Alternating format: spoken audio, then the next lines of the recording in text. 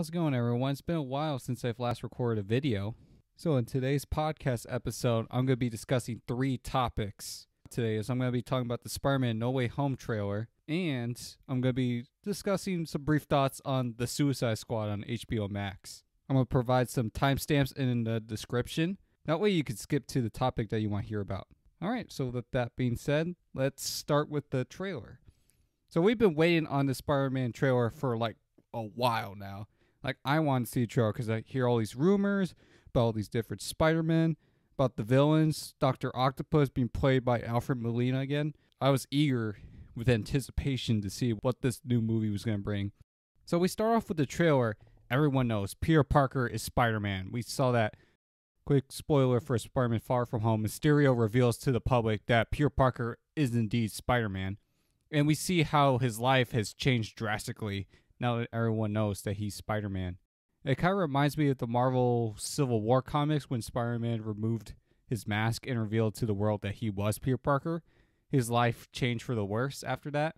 In this one, we can see the public hates him, which is kind of... I do like that aspect because Spider-Man, they see Spider-Man as a public menace because we haven't really seen that in any of these movies. It's been more or less Spider-Man's been teaming up with all the Marvel superheroes, which I get. He's in the Marvel Cinematic Universe, so it makes sense that he teams up with all these people, but I actually do like that they're taking risks with this movie because you see the consequences of the last movie.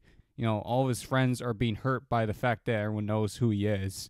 From what the trailer shows us, Peter's had enough of trying to live this new life, so he goes to Doctor Strange to see if he can try to reverse this. And clearly, based on what Wong has said, Strange should not be tampering with stuff like this. And of course, because Peter can't shut up, he couldn't stop talking even though Strange was performing a spell, which no one would know he's Spider-Man, including the ones that are close to him, like his Aunt May friend and MJ.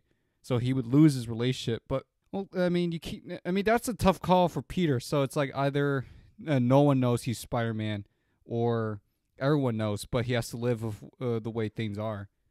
That is a tough choice for Peter to make. What would he rather have? Would he have everyone know his life be ruined and everyone knows Spider-Man and all the people that he loves and cares about at risk? Or would he just rather things go back to the way they used to be where no one knew? And you know what I did? He's kind of on his own to where no one knew who he was and he was just Peter Parker and Spider-Man living separate lives. So after the spell goes wrong, we see Spider-Man enters like the multiverse. You see all these cool special effects. And we can also see some of the new villains that are going to be appearing in this movie. We see Electro, who's going to be played by Jamie Foxx. And this was a huge shocker to me. Willem Dafoe is coming back as Green Goblin. That was a complete shocker to me. That I was like, what? Willem Dafoe is Green Goblin? That's amazing. I didn't expect him to play Green Goblin again. So I'm really excited to see what his new look is going to be. And then we get the big reveal for the trailer. We see Dr. Octopus. And we can clearly see that Alfred Molina definitely had some de-aging effects on his face to make him look like how he did in Spider-Man 2. And that was just, that moment for me, it brought me back to 2004. I was like, oh my God. I didn't think I would see him in another movie again. I'm really excited for the movie after seeing this trailer. A few things that I wanted to note on. We don't see Tobey Maguire or even Andrew Garfield. They stole it from me, Carmine! They took it! That was today! Today! I'm thinking a couple of things. So we see that Dr. Octopus says, hello, Peter. But I don't think he's talking to Tom Holland, Spider-Man. Because he doesn't know who that guy is. He only knows Tobey Maguire in his universe as Peter Parker. So it could be that the trailer was edited to make it seem like he was talking to Tom Holland when really he's talking to Tobey Maguire. Or what I'm thinking is they probably use some deep fake and Tobey Maguire is actually going to be in the suit Tom Holland is in. I've seen people online speculate this, but he appears to be wearing the same suit Tobey Maguire wore in Spider-Man 3. So I'm wondering if they just kind of like edited his face into there where it's actually Tobey. Because Marvel has done that before. In the Avengers Infinity War trailer, we had Hulk in the trailer when it was actually the Hulk Buster. So they have been known to edit stuff in the trailer to kind of like mislead us. Here's another theory I also had. I've seen movies do this. Like that movie, was it Hot Tub Time Machine? Something like that. Where they're like in their younger bodies, but to them, they're like older. So what if it was Tom Holland, but to Dr. Octopus, he looked like Tobey Maguire? Yeah. So to the viewers, we're seeing, oh, it's Tom Holland. He's fighting Dr. Octopus, but is actually he thinks he's fighting Tobey Maguire because he looks like him. My biggest thing is, though, I'm wondering if they're setting up the Sinister Six in this movie because we got Electro, we got Green Goblin, and we got Dr. Octopus. Now, Spider-Man movies with 3 villains generally have not been that great. Like Spider-Man 3, it's ridiculous. It's not a good movie. It's definitely flawed. The Amazing Spider-Man 2 is a pretty bad movie because it also had 3 villains. I'm hoping this movie doesn't fall into the same trap as Spider-Man 3 and The Amazing Spider-Man 2 with the 3 villain syndrome. However, if they are doing the Sinister Six in this movie, I think John Watts as a director has proved himself that he can make a good Spider-Man movie. And so I'm glad that he's still in the director's chair. So I have faith in the writers that they're going to make a good movie. And the plot alone, I'm intrigued by because I think it's the most interesting plot of the Spider-Man movies. I liked Homecoming. Homecoming was a really good movie. Him coming to his own. Far From Home. Far From Home was a good movie too, but I didn't think it was good as Homecoming. This one is going to trump Far From Home. But yeah, overall, looks like a great trailer. Looking forward to seeing more. All right, so now the Suicide Squad on HBO Max. I know the other topics I talked about was Marvel, but hey, let's give DC some love because I think they got hit here. So James Gunn, who directed the Guardians of the Galaxy films, has directed the Suicide Squad, a way better attempt of bringing these guys to live action than the first Suicide Squad. I didn't hate the first Suicide Squad, but it definitely has some flaws. But I think this movie really proves it.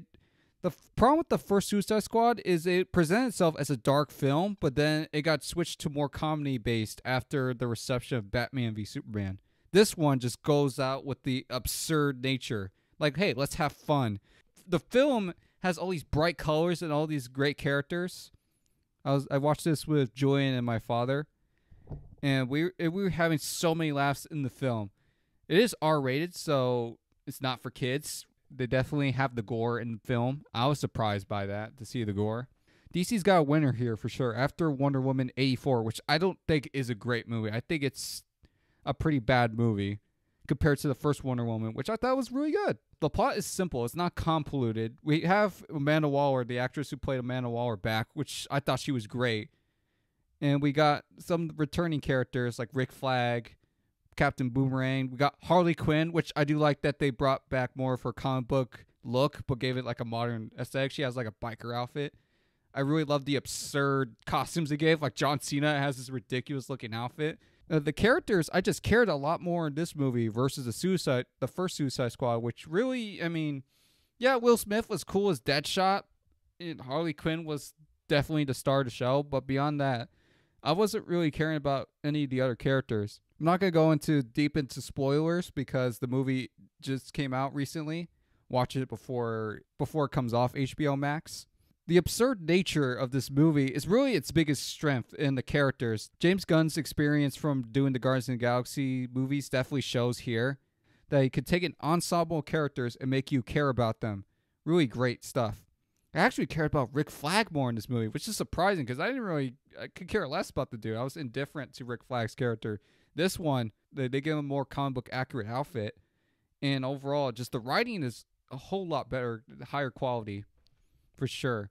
The ending also surprised me. I'm not going to spoil that. I'm not going to tell you what the ending is, but it really surprised me. They definitely took some risks in this movie, which I appreciate.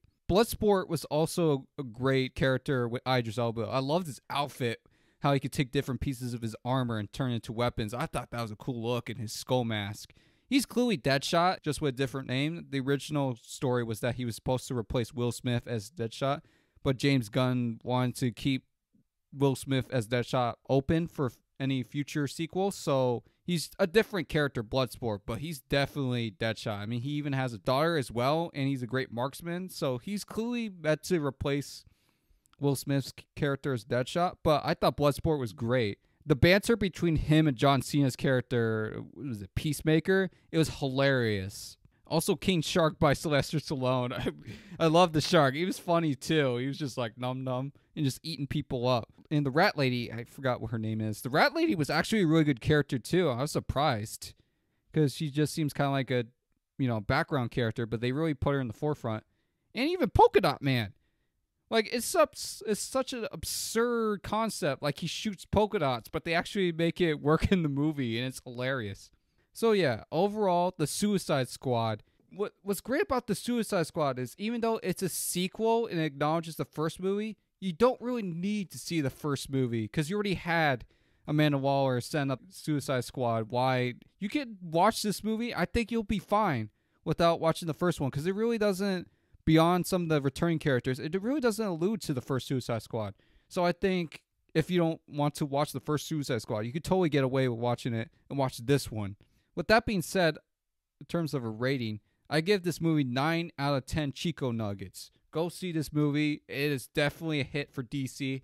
I'm looking forward to seeing what much because I really don't know what the plot's about. But there's some cool visuals. I'm interested. It's got my interest for sure. With that being said, those are my thoughts for the topics of today. I hope everyone has a great day and stay tuned for more videos.